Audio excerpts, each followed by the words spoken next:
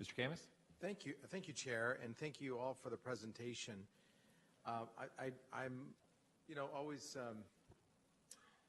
surprised at just how much collaboration that there is going on, and all the things that we are doing together and doing also separately. The city and county are, I think, have endeavored in new ways to solve some of these problems that are perplexing us. Like, just in my brief time at the City Hall, we've built or authorized thousands of units. We've endeavored on the housing people in churches. We've created overnight parking programs. We have supported tiny homes of late, and many other things that we've talked about. I dropped a memo today discussing a tool, just one tool. I didn't say it was a panacea. I don't think that there is a magic bullet that will solve all these issues, and I have no illusion that this idea will do that. But it is this tool, the law that is in place, called Laura's Law, and it has a new name. It is working in other areas. San Francisco's tried it. San Francisco's saving nearly $500,000 a year on their services that they used to spend on tackling ambulance calls or police calls for people who've overdosed or have done other things to be picked up by the police. So why not try it?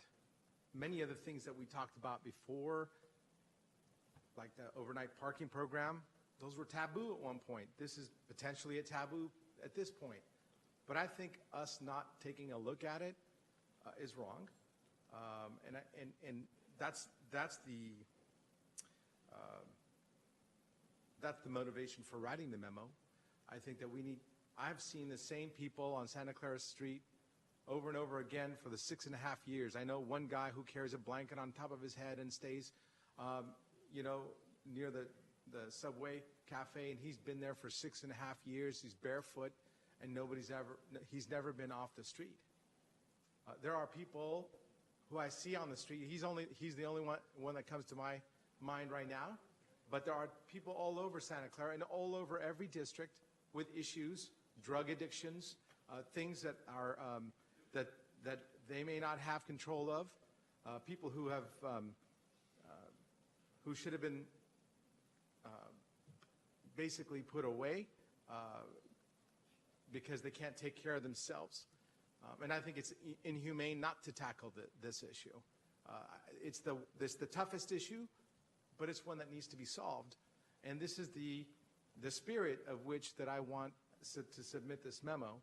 I know that we're not a decision-making body in the sense that we're all going to vote on this, but I'm just hoping that it would be considered amongst all the other considerations.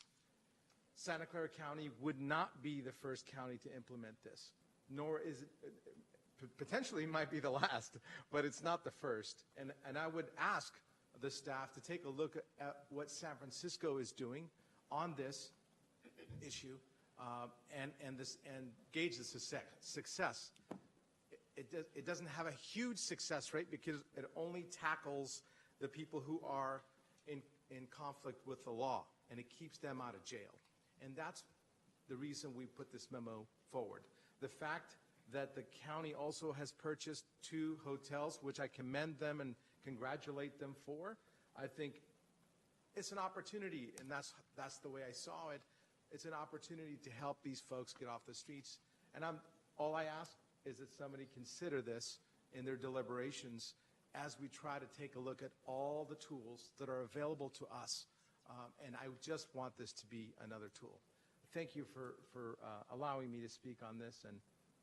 And this should not have been the opportunity. I'm not knocking you, Councilmember Khamis, but this shouldn't have been Councilmember Khamis' opportunity, right, to say, hey, I got to find a place to have this conversation. We should have that opportunity on a more regular basis, right, for us to not say, let me find the next opportunity to bring up issues that I think we should be addressing as a full community. And I'll say this, and I say it, this is pretty rare, but I agree with Councilmember Khamis on this particular issue, that there are a small percentage of our community that all the tools that we have in our toolbox right now are not going to help.